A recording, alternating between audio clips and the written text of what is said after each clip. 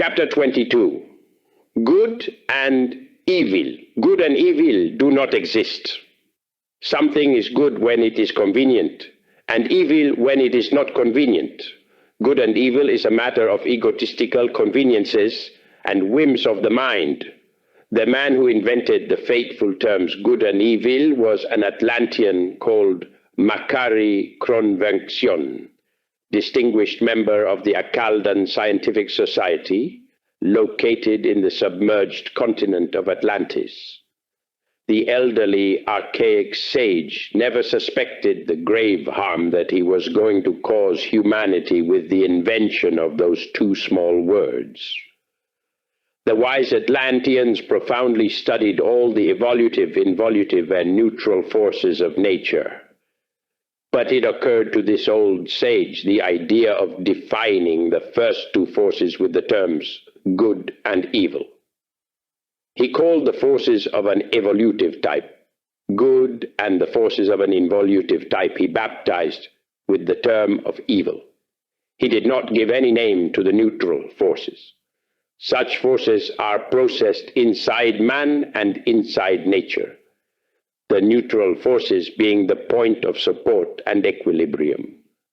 Many centuries after the submersion of Atlantis, with its famous Poseidonis, which Plato talked about in his Republic, there existed in the Oriental civilization, Tiklia Mishayana, a very ancient priest who committed the grave error of abusing the terms of good and evil, clumsily using them to base on them a moral.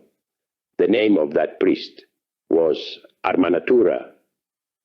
With the passing of history through countless centuries, humanity grew addicted to these two small words and converted them into the basis of all its moral codes.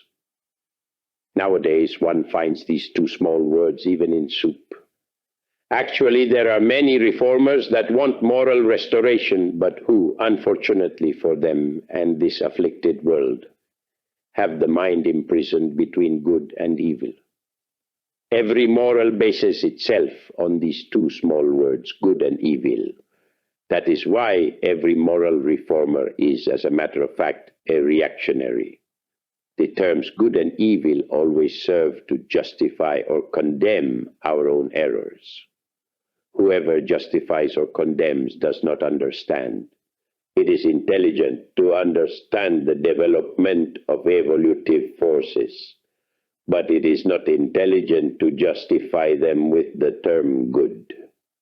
It is intelligent to understand the processes of the involutive forces, but it is stupid to condemn them with the term of evil. Every centrifugal force can become a centripetal force. Every involutive force can become evolutive. Inside the infinite processes of energy in its evolutive state, infinite processes of energy in its involutive state exist. Inside each human being, there exists various types of energy that evolve, involute, and transform themselves incessantly. To justify a specific type of energy and condemn another is not understanding. The vital thing is to understand. The experience of truth has been very rare among humanity due to the concrete fact of mental imprisonment. People are imprisoned between the opposites, good and evil. The revolutionary psychology of the Gnostic movement is based on the study of the different types of energy that operate within the human organism and within nature. The Gnostic movement has a revolutionary ethics that have nothing to do with the morale of reactionaries, nor with the conservative and retarded terms of good and evil. Within the psychophysiological laboratory of the human organism, there exists evolutive, involutive, and neutral forces that should be studied and profoundly understood. The term good stops understanding of the evolutive energies due to justification. The term evil stops understanding of the involutive forces due to condemnation. To justify or condemn does not mean to understand. Whoever wants to finish with his defects should not justify nor condemn them. It is urgent to understand our errors. To understand anger in all the levels of the mind is fundamental, so that serenity and sweetness are born within us.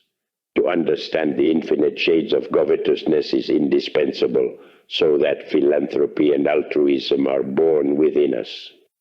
To understand lust in all levels of the mind is vital in order that true chastity is born within us. To understand envy in all the areas of the mind is enough so that the sense of cooperation and the joy for others' well-being and progress is born within us.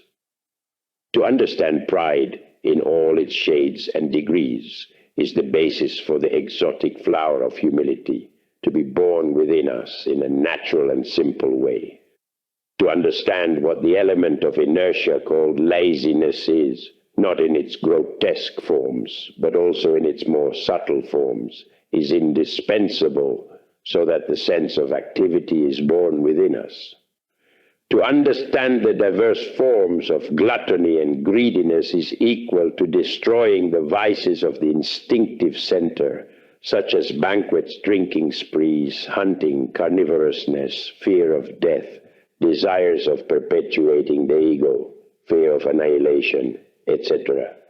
Teachers of schools, colleges, and universities advise their students to improve themselves as if the ego could become better. They advise them to acquire specific virtues as if the ego could obtain virtues, etc. It is urgent to understand that the ego never improves itself, that it is never more perfect, and he who covets virtues strengthens the ego. Total perfection is only born within us, with the dissolution of the ego. Virtues are born within us in a natural and simple way when we understand our psychological defects, not only at the intellectual level, but also in all the subconscious and unconscious areas of the mind. To want to improve oneself is stupid. To desire sanctify is envy. To covet virtues means strengthening the ego with the poison of covetousness.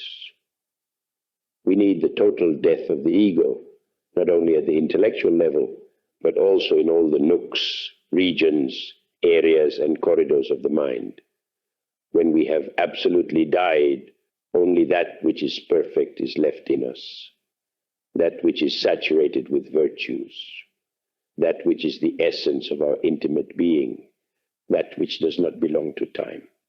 Only by understanding in depth all the infinite processes of the evolutive forces that develop inside us, in here and now, only by understanding in an integral form the various aspects of the involutive forces that process themselves within us from moment to moment, can we dissolve the ego. The terms good and evil serve to justify and condemn, but never to understand. Each defect has many shades, secret depth, and profundities. To understand the defect at an intellectual level does not mean to have understood it in the distinct subconscious, unconscious, and infraconscious areas of the mind. Any defect can disappear from the intellectual level and continue in the other areas of the mind. Anger disguises itself with the toga of the judge. Many covet not being covetous. There are those who do not covet money, but covet psychic powers, virtues, love, happiness here or after death, etc. Many men and women are moved and fascinated in front of people of the opposite sex, supposedly because they love beauty. Their own subconscious betrays them. Lust disguises itself as the aesthetic sense. Many envious people envy saints and do penance and beat themselves, also desiring to succeed in being saints. Many envious people envy those who sacrifice themselves for humanity, and then wanting to also be great, they scoff at those they envy and hurl against them all their defamatory drivel. There are those who feel proud because of their position, their money, their fame, and their prestige.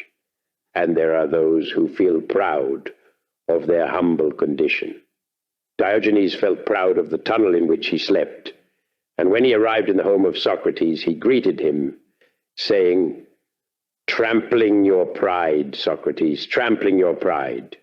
"Yes, Diogenes, with your pride you trample my pride," was Socrates' reply. Vain women curl their locks. They dress and adorn themselves with everything they can to awaken envy in other women. But vanity also disguises itself with the robe of humility.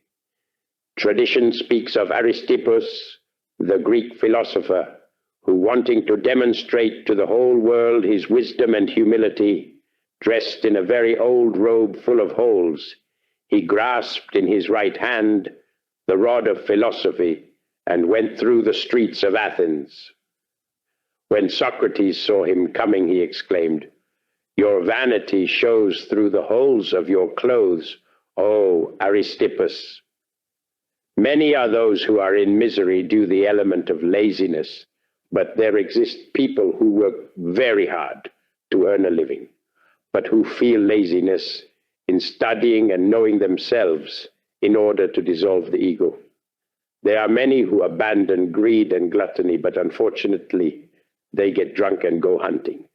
Each defect is multifaceted and develops and processes itself in a stepwise way from the lowest step of the psychological ladder to the most elevated step. Within the delicious cadence of a verse, crime is crime, also dresses itself as a saint, as a martyr, as a chaste person, as an apostle, etc. Good and evil does not exist. Such terms only serve to look for evasives and to elude the profound and detailed study of our own defect.